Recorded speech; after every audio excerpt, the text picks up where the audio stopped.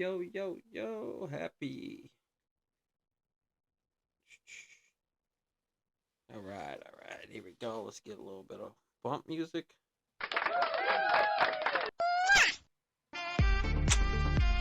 Right.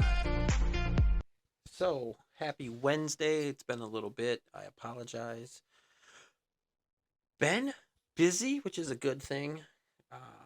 Work has kind of increased a little bit. We are in the process of opening a community drop in center. Um, so it's called Olga Wellness. It'll be Serenity and Drop In Center. What that is a place with community services, which includes harm reduction equipment, which is Narcan, fentanyl test strips, possibly some rigs, and I'm so sorry, background noise. Um, Rigs and things of those nature, and then we will also be able to give people assessments and possibly get them into treatment or detox, depending on the level of care we think they need. So there's a lot going on. It's a brand new building that's opening. So we start it Monday. This coming Monday should be our first official day there. So there's been a lot going on, getting offices ready, picking up supplies, making sure that we have some kind of game plan for opening day, do a lot of community outreach. So super excited, super busy, but that is why I haven't really posted a video in a while. Plus, a couple people I wanted to get up with had some family issues. One in particular, a buddy of mine named Walter, who is a friend from recovery, really, really good dude. And he had a really close family member pass. So he's been dealing with that, as well as me just being busy. So that is why I have not posted anything in a little bit. But yeah, I'm just kind of figured I'd chop it up for a little bit tonight, do a quick little 10, 15 minutes, kind of check in, let you guys know where I'm at, give you guys a little sample of sobriety. So we have a gentleman who, when I first started where I'm working, he was one of the clients in the transitional house, which is phase two where I'm at. So it's like a structured sober living. The guys get up at 5 in the morning. They go hit their meetings. They go, start to do some job searching. Oh my God, I hate that background noise. So I'm so sorry. Let me move a few things here. But they start to do their job search and they're gone most of the day. They come back for dinner fellowship, and at the end of the night, that's kind of like what the day structure looks like. So when I started, there was a whopping three people in the house. He was one of the three, very great guy. Respect the heck out of him. At one point, he had 25 years clean. It's a very long time to be living clean and serene. He was very active in one of the recovery centers, led a lot of groups, chaired a lot of meetings, and he had one small little hiccup, and I brought him back to treatment, and he got better. He moved on from phase two house to what we call the alumni house, which is long term sober living. A lot more freedom. You still have weekly groups. You still have random weekly drug tests, so you know everyone that you live with clean and sober. And unfortunately, this person had a setback in his recovery again. And this is the part of the job that's tough because you grow relationships with people and you talk about life with people and you talk about recovery with people. And when they have a setback, it's not like it doesn't affect my recovery, but it affects it a little bit.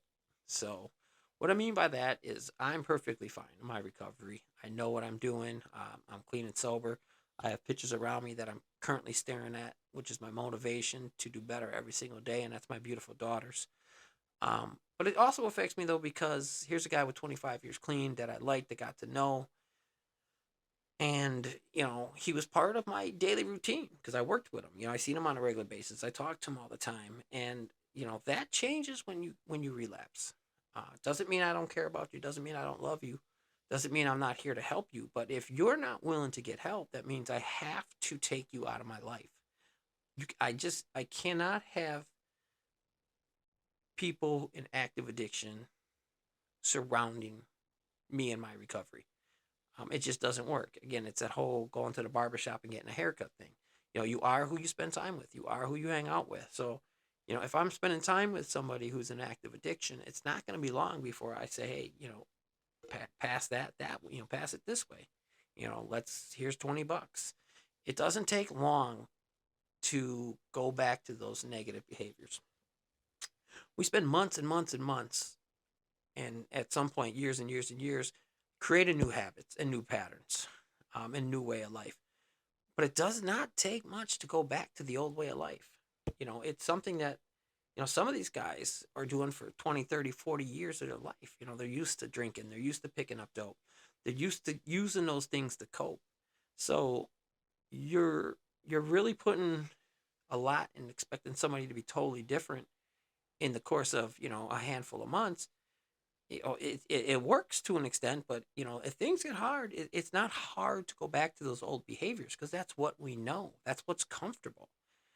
Recovery and a new way of living is uncomfortable.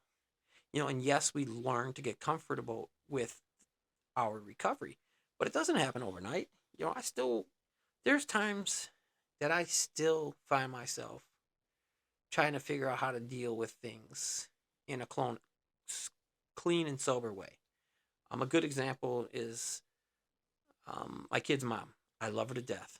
She's the most amazing mother. My daughters are beautiful, smart, driven, athletic, and she plays a huge role in all of that. But there's times where she will be snippy, and it gets to be a lot for her, and she's, the money situation and everything, and she will, you know, lash out on me, rightfully so. I'm the other parent. But I used to take that in such a negative way where, my defense mechanisms were either say something back rude just because, or, you know, sell her off, which is kind of the same thing, or go get high and get drunk, and like at the end of the day, what does that do to solve the problem that we have or the situation at hand? It does nothing. So, it's still something I work on every single day, but I don't let her frustrations sometimes with life, and life gets hard. And I don't let her frustrations take me in a direction that I don't want to go. I steer my ship. This is my recovery ship. I steer which way I go. So if she's having a bad moment and takes it out on me, so be it. I don't need now to run from that shit. I can literally accept that she's having a bad few moments and not let that fuck up how I deal with her, or how I deal with the kids, or how I deal with my own stuff. So, today something, little snippy thing came, from her, and literally like 2 or 3 minutes later, she apologized for being crabby, which I thought was super cool. But at the end of the day, if she said nothing, that can't affect me in a negative way. I know I'm doing the best that I can, and that's all I can do. That's what recovery is. That's what life is, man. All we do is work with what we have. Try it the best we can. At the end of the day, man, when your head hits the pillow, hopefully you know that you did all you could to be the best you could that day. It's all I do every single day. That doesn't mean I'm always pleased with myself. Doesn't mean I don't think I can do more. But I definitely try. I try to do all I can. I try to be the best person I can, and I fall short a lot. I fall short every single day of what I think I'm capable of.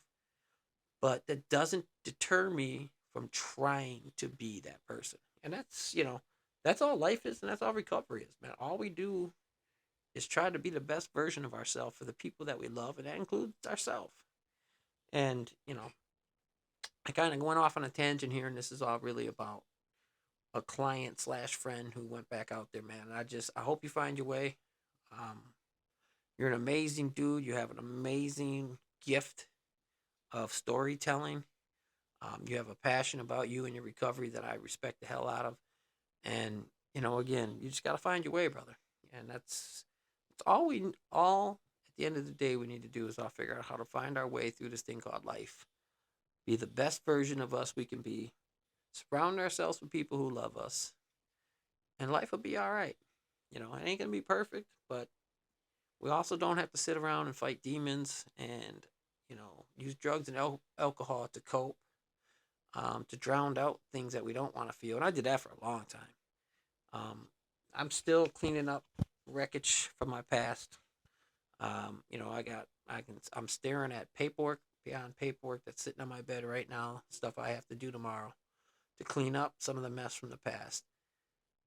But if I don't start today, it ain't gonna start getting cleaned up. I just gotta take a little bit every single day and work on it. And at some point, it'll be to the point where it's manageable, and that's all I can do. If I get a little bit done today, tomorrow, where I start from, it'll be a little bit less, and that's all it is. That's all recovery is. That's all living healthy is. It's just doing a little bit more today than yesterday. At the end of the night, again, what I accomplish is great, and I'll work tomorrow to accomplish a little bit more. Uh, so I'm going to cut out because, again, I'm tired and I have things to do early. But I appreciate you guys enjoying your sample of sobriety. I promise you guys, guests, it's been forever. I will get people on. I live in a house full of amazing people who are in recovery. Uh, so I have no excuse not to throw some people on so you can hear their stories. So look forward to that. And I know one person in particular that I live with that would love to get on, so I will get her on too. And with that, that's your sample of sobriety. You guys have a great night.